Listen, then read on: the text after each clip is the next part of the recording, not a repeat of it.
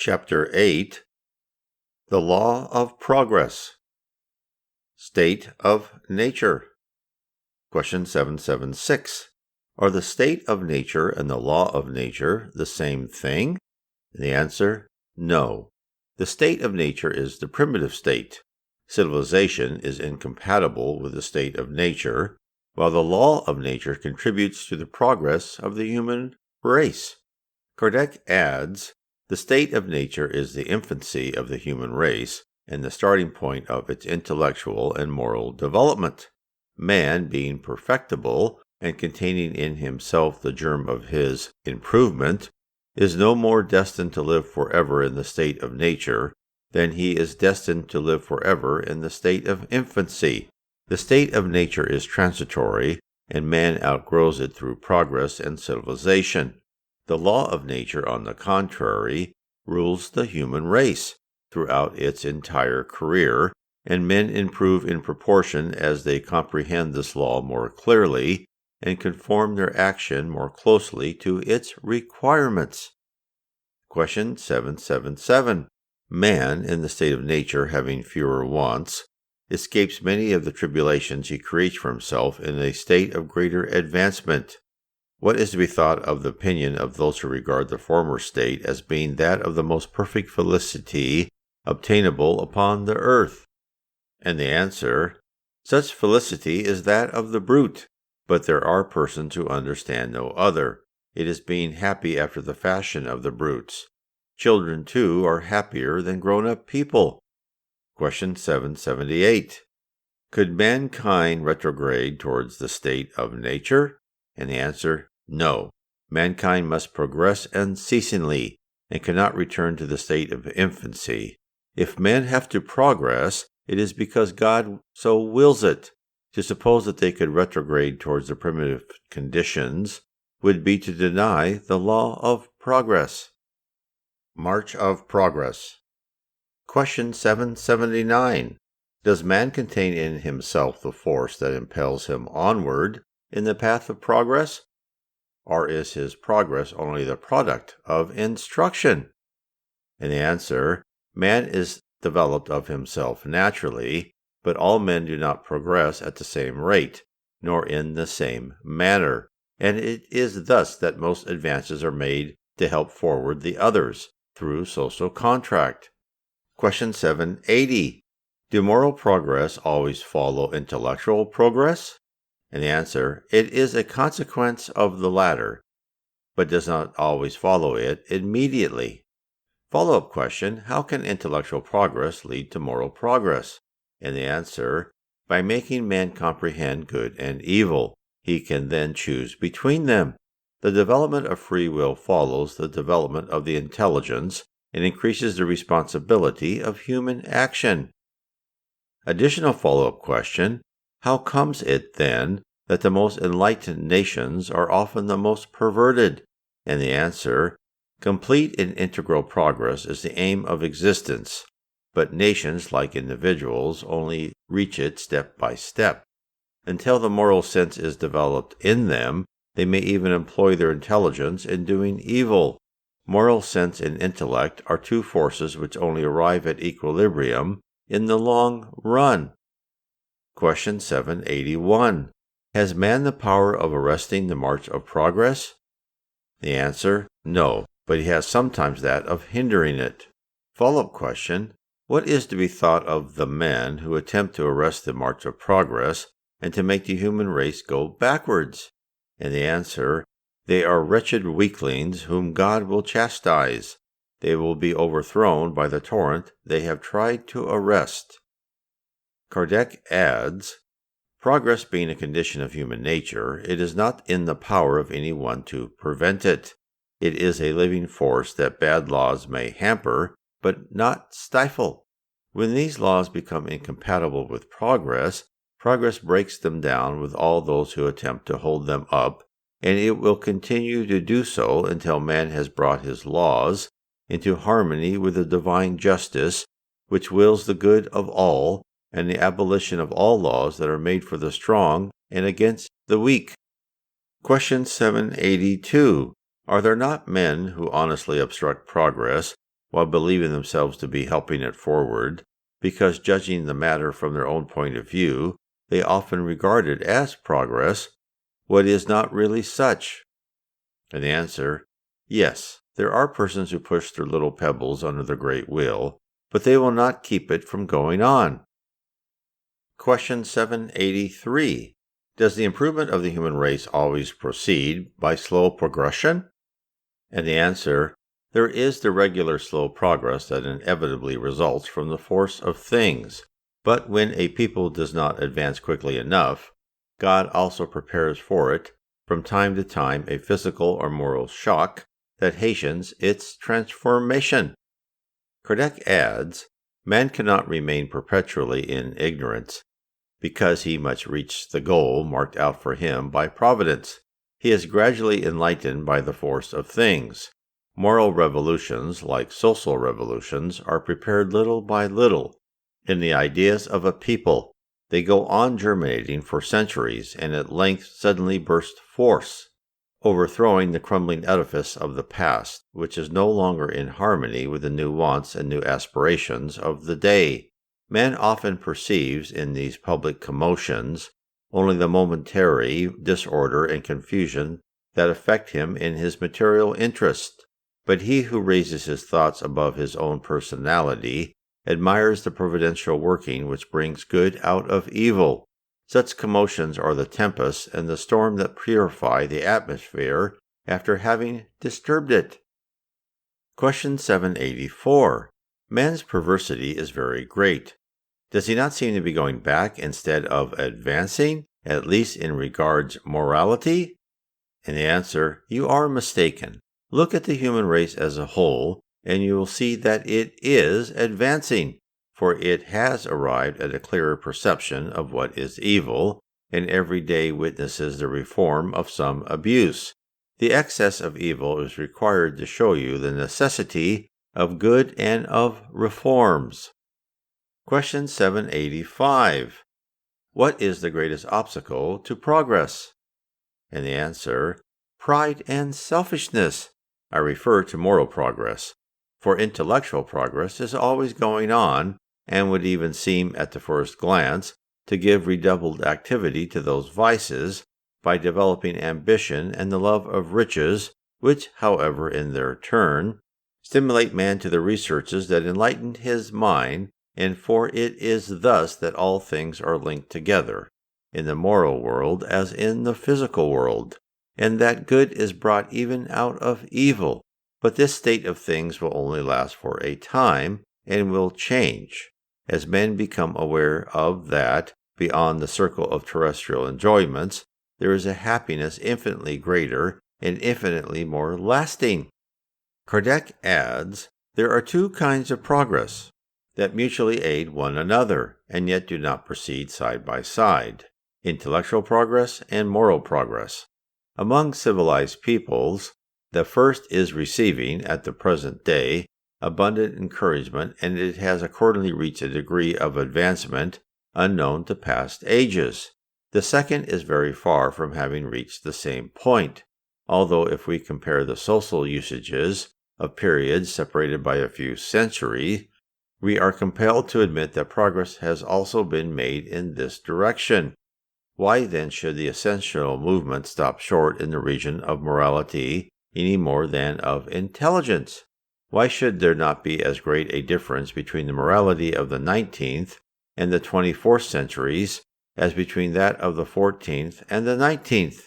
To doubt the continuity of moral progress would be to assume either that the human race reached the summit of perfection, which would be absurd, or that it is not morally perfectible, which is disproved by experience. Degenerate peoples. Question 786.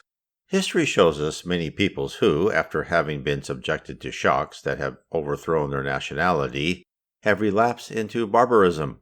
What progress has there been made in such a case? The answer, when your house threatens to fall about your ears, you pull it down in order to build another stronger and more commodious. But until the latter is built, there is trouble and confusion in your dwelling. Comprehend this also. You are poor and live in a hovel.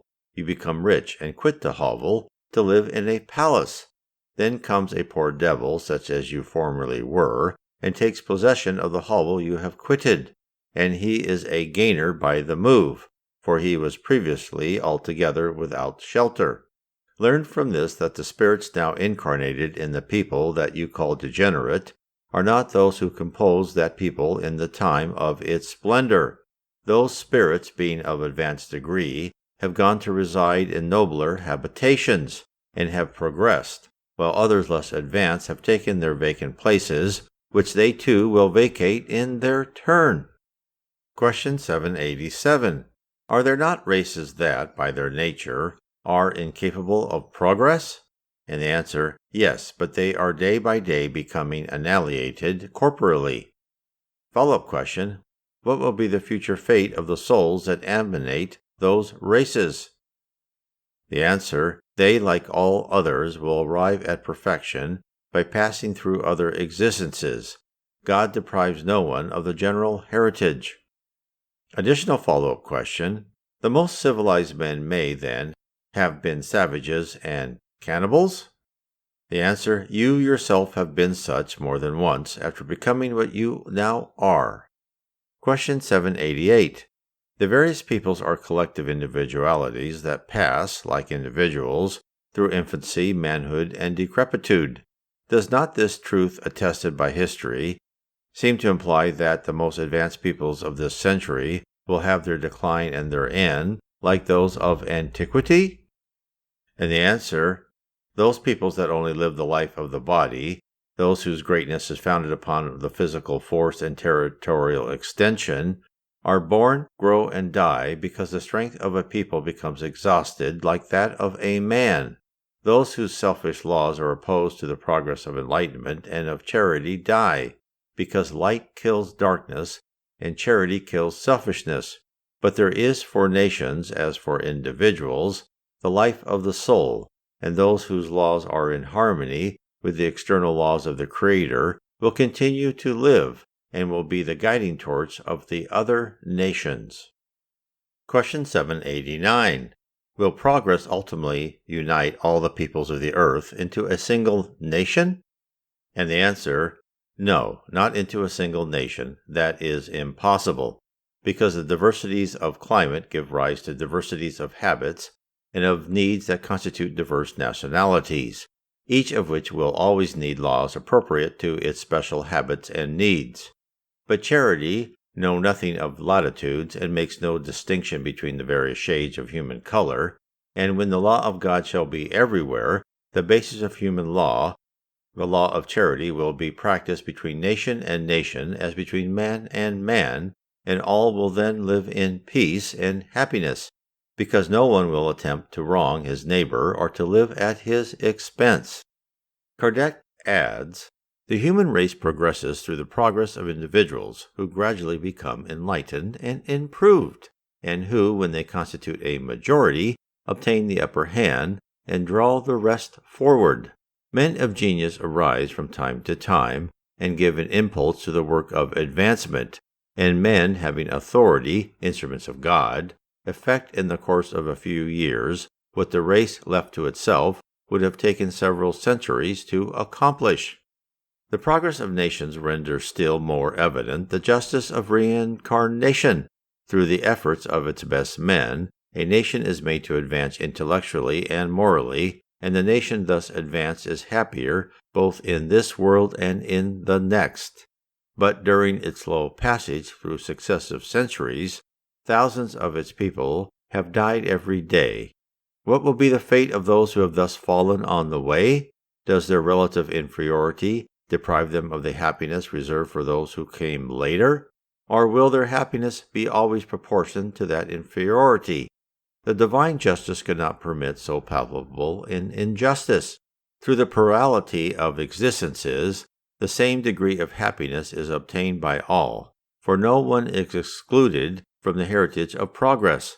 Those who have lived in a period of barbarism come back in a period of civilization among the same people or another one, and all are thus enabled to profit by the ascensional movement of the various nations of the earth, and from the benefits of which movement they are excluded by the theory, which assumes that there is only a single life for each individual.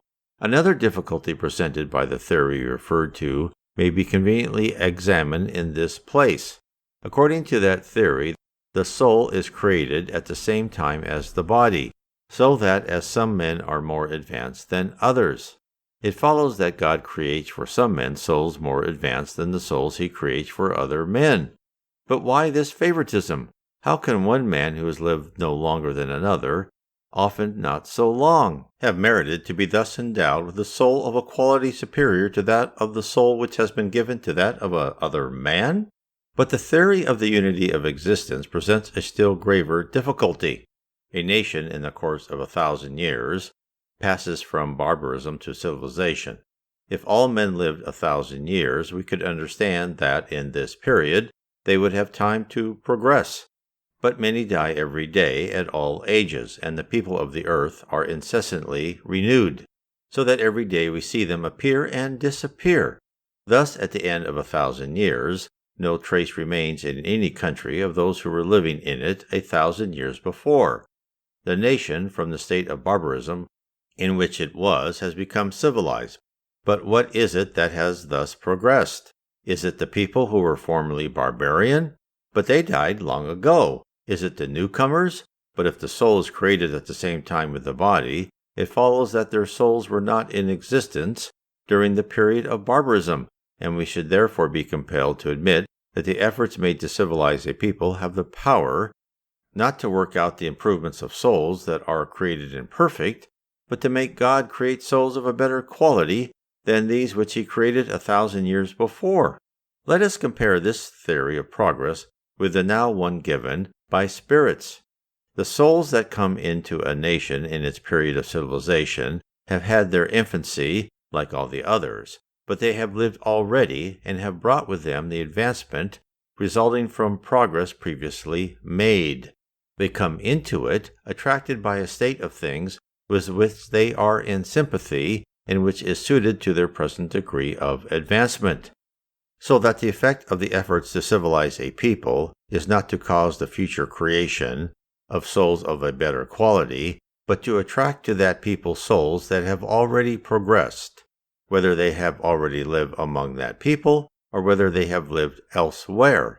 And the progress accomplished by each people, when thus explained, furnishes also the key to the progress of the human race in its entirety, by showing that when all the peoples of the earth shall have reached the same level of moral advancement, the earth will be the resort of good spirits only, who will live together in fraternal union, and all the bad spirits who infest it, finding themselves out of place among the others, and repelled by them, will go away, and will seek in lower worlds the surroundings that suit them, until they have rendered themselves worthy of coming back into our transformed and happier world.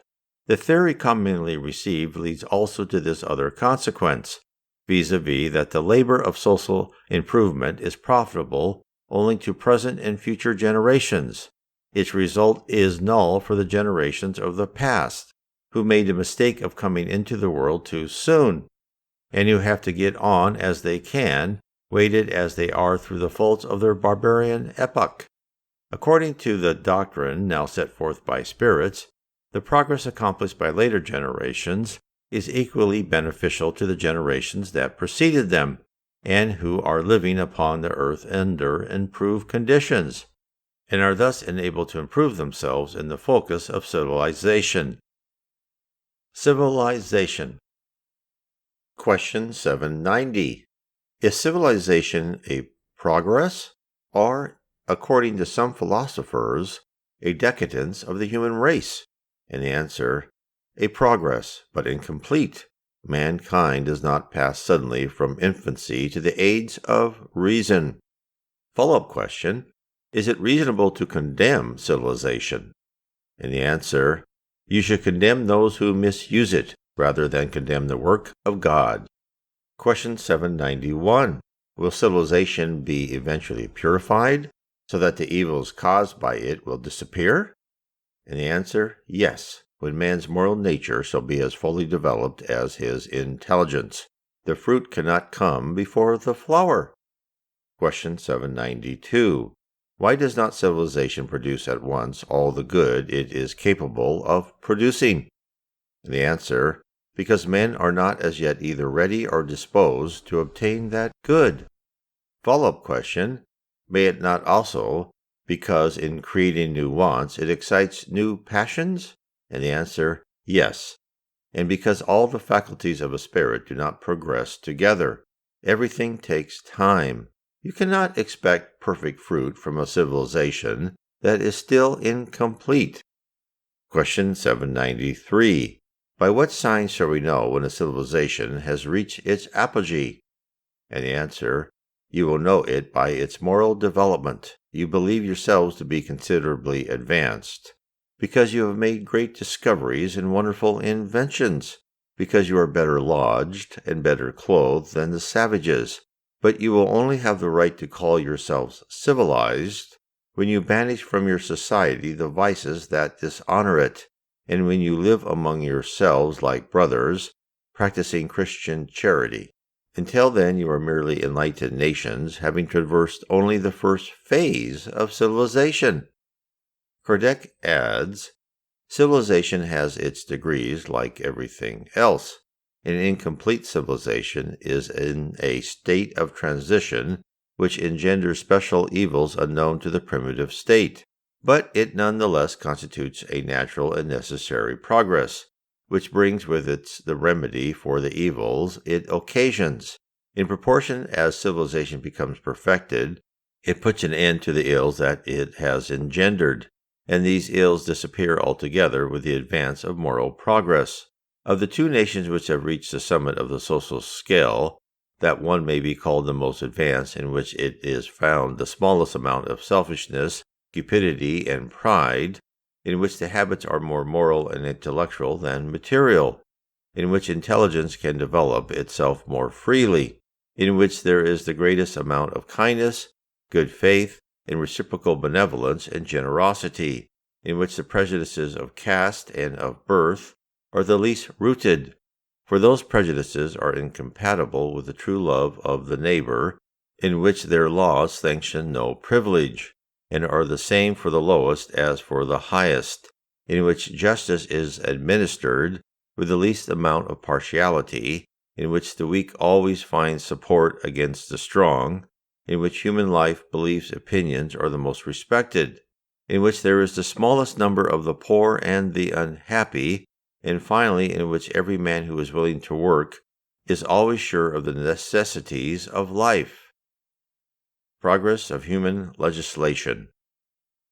Question 794. Would the laws of nature be sufficient for the regulation of human society without the help of human laws? The answer: if the laws of nature were properly understood, and if men were willing to practice them, they would be sufficient. But society has its special needs and requires the cooperation of special laws. Question 795. What is the cause of the instability of human laws? And the answer: in times of barbarism, the laws were made by the strongest, who framed them to their own advantage.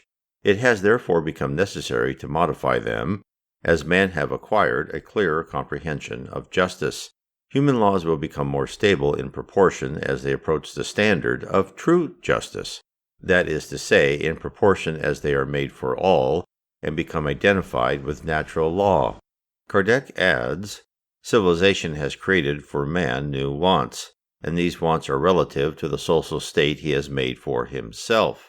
He has found it necessary to regulate by human laws the rights and duties pertaining to this state, but influenced by his passions.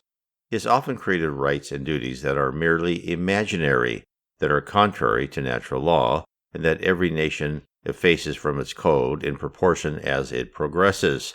Natural law is immutable and the same for all. Human law is variable and progressive. It alone could consecrate in the infancy of human societies the right of the strongest. Question 796. Is not the severity of penal legislation a necessity in the present state of society?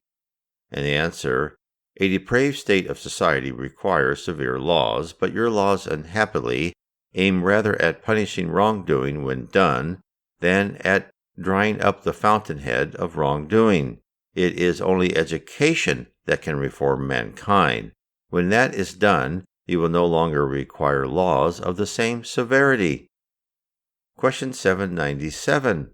How can the reform of human laws be brought about? And the answer, it will be brought about by the force of things and by the influence of the men of greater advancement who lead the world onward in the path of progress. It has already reformed many abuses, and it will reform many more. Wait. Influence of Spiritism on progress. Question 798. Will Spiritism become the general belief, or will its acceptance remain confined to the few? And the answer, it will certainly become the general belief, and will mark a new era in the history of the human race, because it belongs to the natural order of things, and because the time has come for it to be ranked among the branches of human knowledge. It will nevertheless have to withstand a good many violent attacks that will be prompted rather by interest than by conviction. For you must not lose sight of the fact that there are persons whose interest is to combat this belief, some from self-conceit, others from worldly considerations. But its opponents, finding themselves in a decreasing minority, will at length be obliged to rally to the general opinion, on pain of rendering themselves ridiculous. Kardec adds, ideas are only transformed in the long run, never suddenly. Erroneous ideas become weakened in the course of successive generations, and finish by disappearing, little by little, with those who profess them, and who are replaced by other individuals imbued with new ideas, as in the case in regard to political principles. Look at paganism. There certainly is no one in our day who professes the religious ideas of pagan times, and yet for several centuries after the advent of Christianity, they left traces that could only be effaced by the complete renovation of the races who held them. It will be the same with Spiritism. It will make considerable progress, but there will remain during 2 or 3 generations a leaven of incredulity that only time will be able to destroy. Nevertheless, its progress will be more rapid than that of Christianity, because it is Christianity itself that opens up the road for it, and furnishes its basis in support. Christianity had to destroy. Spiritism has only to build up. Question 799. In what way can Spiritism contribute to progress?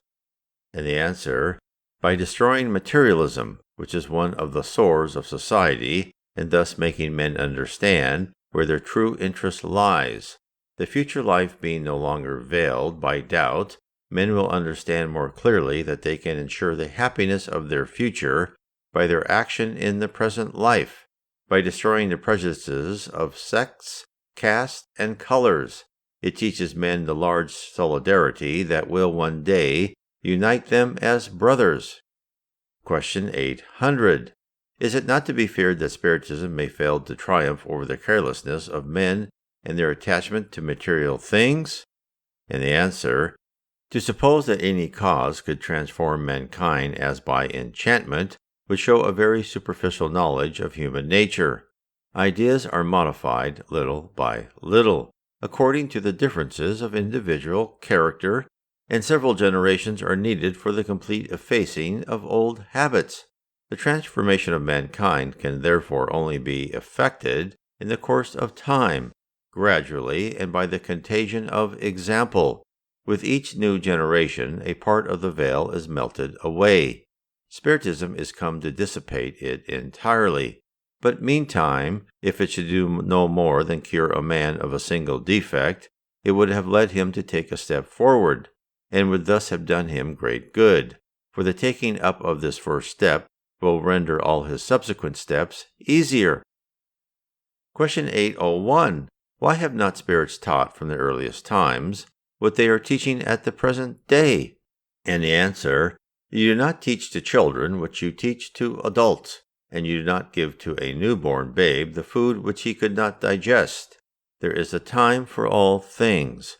Spirits have taught many things that men have not understood or have perverted, but that they are now capable of understanding aright. Through their teaching in the past, however incomplete, they have prepared the ground to receive the seed which is now about to fructify. Question 802. Since Spiritism is to mark a progress on the part of the human race, why do not spirits hasten this progress by manifestations so general and so patent as to carry conviction to the most incredulous? And the answer: you are always wanting miracles, but God sows miracles by handfuls under your feet, and yet you still have men who deny their existence. Did Christ himself convince his contemporaries by the prodigies he accomplished? Do you not see men at this day denying the most evident of facts, though occurring under their very eyes? Have you not among you some who say that they would not believe, even though they saw? No, it is not by prodigies that God wills to bring men back to the truth. He wills in his goodness to leave to them the merit of convincing themselves through the exercise of their reason. For those interested in learning more about Spiritism, you can find the entire The Spirits book on PDF. Look up Allan Kardec --PDF on your favorite search engine. If you wish to explore more about the levels of heaven and the attributes of a spirit and the future of earth, I suggest you read my series of 3 books, starting with Heaven and Below, next Spirits and the Spirit Universe, and the 3rd book, How Spirits Guide Us. God bless.